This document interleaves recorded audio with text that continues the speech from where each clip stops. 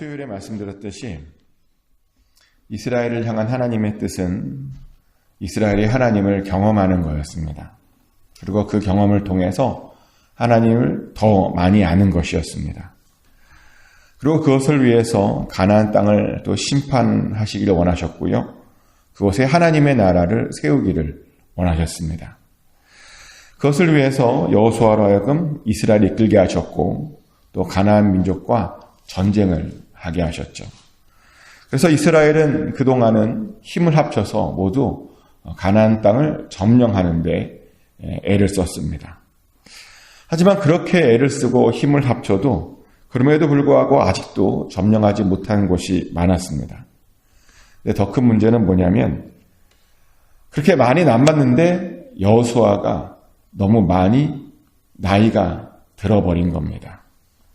실제로 오늘 1절에서 하나님께서 이렇게 말씀하시죠.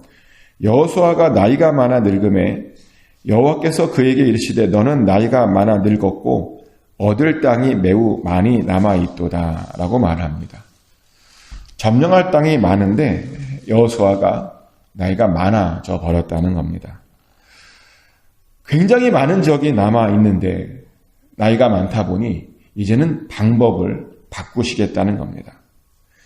지금까지는 이스라엘이 모두 힘을 합쳐서 다 한꺼번에 전쟁을 했는데요. 앞으로는 그렇게 하지 말랍니다.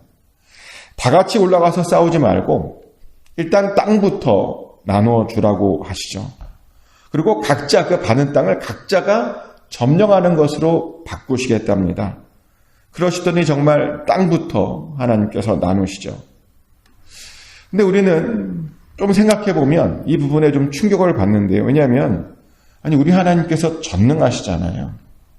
전능하신데 여호수아가 늙었다고 뭘 못하실 것처럼 지금 말씀하신다는 겁니다.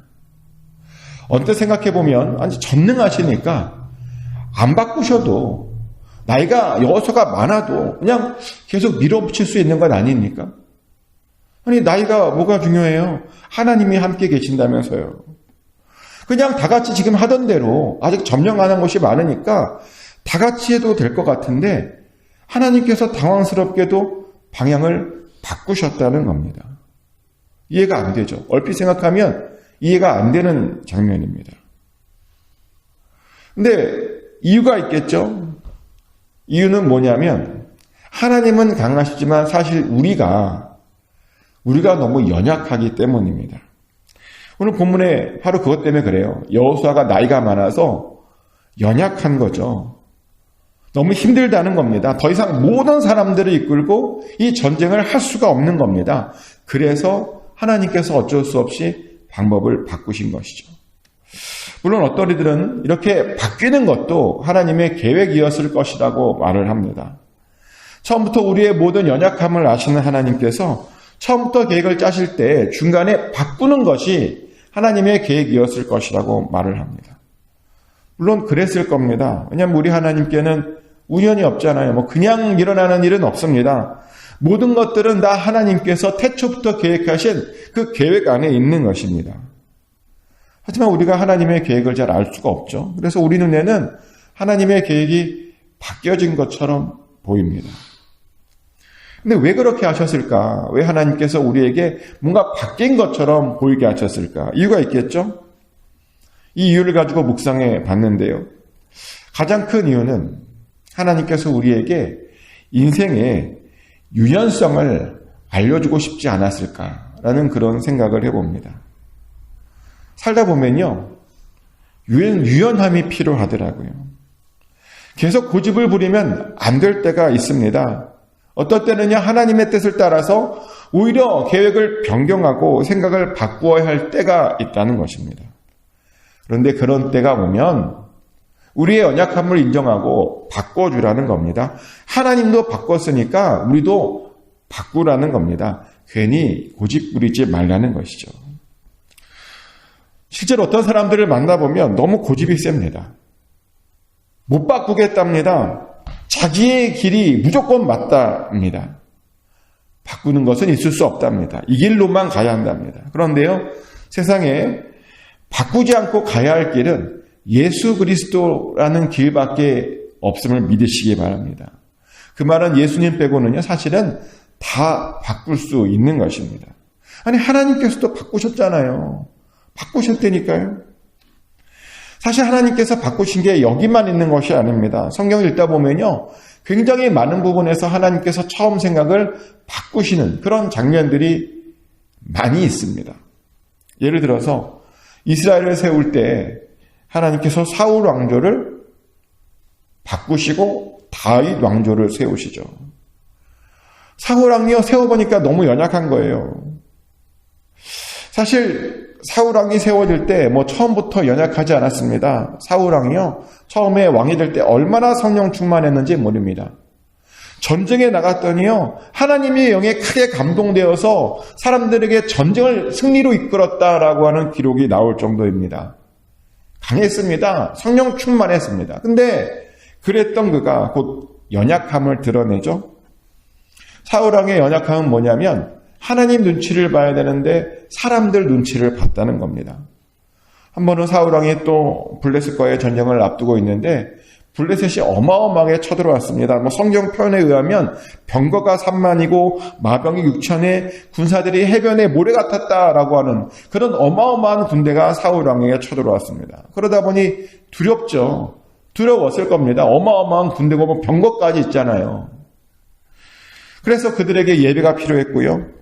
예배를 드리려고 하는데 사무엘이 아직 오지 않았죠. 그 당시에는 사무엘과 같은 선지자가 예배를 드려줬어야 되는데, 아니, 백성들은 두려워하는데 선지자가 안 온 겁니다. 그래서 더 막 두려워하고 백성들에게 막 소동이 일어났습니다. 그래서 사울 왕이요, 왕으로서 하지 말아야 할 짓을 하죠. 선지자가 예배를 드렸어야 되는데 자기가 그냥 하나님께 제사를 드려버렸습니다. 사람들 눈치 보느라, 사람들을 어떻게 격려하기 위해서 자기가 제사를 드려버린 겁니다.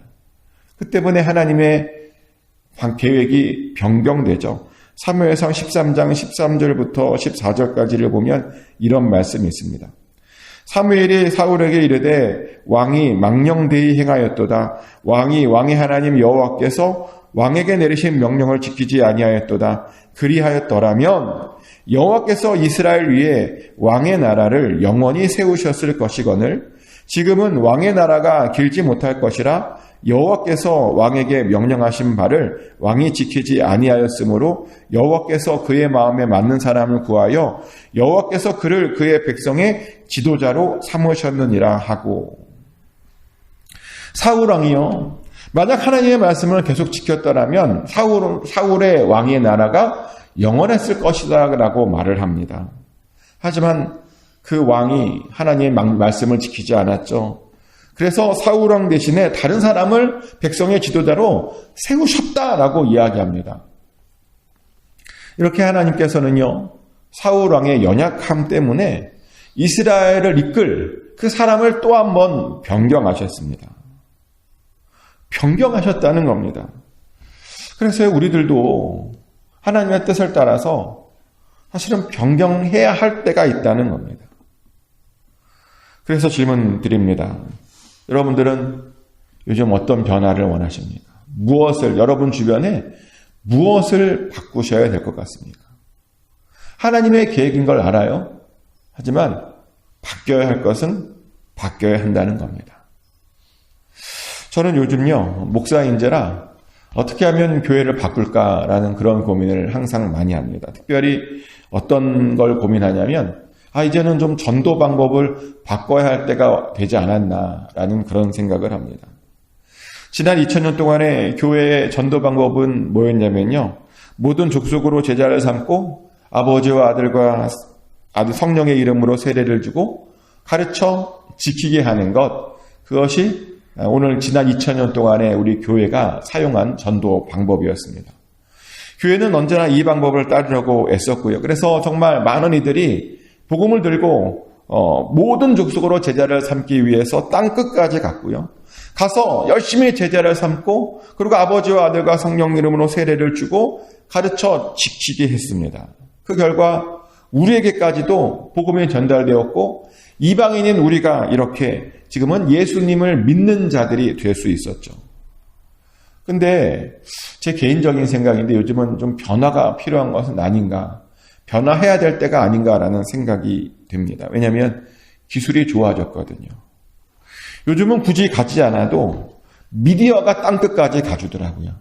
우리 육신이 가는 것이 아니라 미디어가 전 세계에 요즘 안 가는 곳이 없답니다. 심지어 아마존 부족에게까지요. 유튜브가 요즘 전달되어졌답니다. 그러다 보니까 요즘 이슬람의 그 땅끝에 어떻게 복음을 전하냐면요. 이슬람 콘텐츠를 만들어서, 기독교 콘텐츠를 만들어서 콘텐츠를 보냄으로 이렇게 요즘 복음을 전하고 있답니다. 사람이 가지 않고 미디어가 우리를 대신해서 가게 한다는 겁니다. 얼마나 놀라운 일입니까? 전도 방법이 바뀌었습니다. 근데 선교 방법 뭐 그런 것만 바뀐 게 아니고요. 우리 이웃을 전도하는 방법도 보니까 요즘 바뀌었더라고요. 요즘 많은 사람들이 어떻게 전도하냐면요. 유튜브로 전도를 하더라고요. 좋은 말씀을 전도하고 싶은 사람들에게 보낸답니다. 예수님을 믿지 않은 사람들도요. 좋은 말씀은 듣고 싶어 한대요. 교회를 안 다녀도요. 좋은 말씀들은 듣고 싶어 한대요. 그래서 그런 말씀을 보내주면 그들이 그 말씀을 듣다가 교회에 오는 일들이 많다는 겁니다. 이렇게 요즘 전도 방법도 바뀌고 있고요. 또 요즘은 제자훈련 방법도 바뀌고 있습니다. 예전에는 무조건 만나서 제자훈련을 했습니다. 그런데 요즘은 만나지 않고 제자훈련을 하더라고요. 요즘은 온라인에서 제자훈련을 합니다. 저도요. 어떤 목사님들과 2주에 한 번씩 줌으로 만나서 제자훈련을 합니다. 동부, 남부, 중부에 계신, 미국 전역에 계신 그 분들과요, 시간을 정해서 2주에 한 번씩 만나서 말씀을 같이 나눕니다. 시대가 이렇게 바뀌었다는 겁니다. 하지만 어떤 사람들은 이렇게 바뀌었음에도 불구하고 바뀌면 안 된다라고 말을 합니다. 유튜브를 만들어 보내는 것보다 사람이 가야 한다고 주장합니다. 유튜브를 만들어서 전도하는 것보다 밖에 나가서 노방전도를 해야 한다고 말합니다. 제자훈련도 직접 만나서 해야 한다고 말합니다. 그런데 저는 좀 요즘 생각이 바뀌고 있는 중입니다. 변화돼야 하는 것들은 변화될 수 있다라고 저는 생각합니다. 그리고 또 요즘 저는 고민하는 게 뭐냐면 하나님께 영광 돌리는 방법에도 변화가 필요하지 않나라는 그런 생각도 좀 해봅니다. 제가 어렸을 적에는 이렇게 배웠습니다. 우리가 예배로 하나님께 영광 돌리는 것이다. 그렇게 배웠죠. 우리가 찬양을 통해서 하나님께 영광 돌리는 것이다. 성공으로 우리가 영광 돌려야 된다. 승리해서 영광 돌려야 된다라고 우리가 배웠습니다. 그래서 어떤 이들은 예배에 목숨을 걸었죠. 또 어떤 이들은 아주 정말 고급진 완벽한 찬양을 하나님께 올려드리려고 애를 쓰고 열심히 그렇게 했습니다. 또 어떤 이들은 성공하기 위해서 그 성공을 위해서 열심히 살고요. 또 어떤 이들은 경기에서 정말 이기려고 열심히 노력하며 연습을 해왔습니다. 그런데요, 과연 하나님께 영광 돌리는 것이 그것만 있을까? 꼭 승리해야 되고, 꼭 열심히 성공해야 되고, 그런 것만 그 하나님께 영광 돌리는 것인가? 아닌 것 같아요.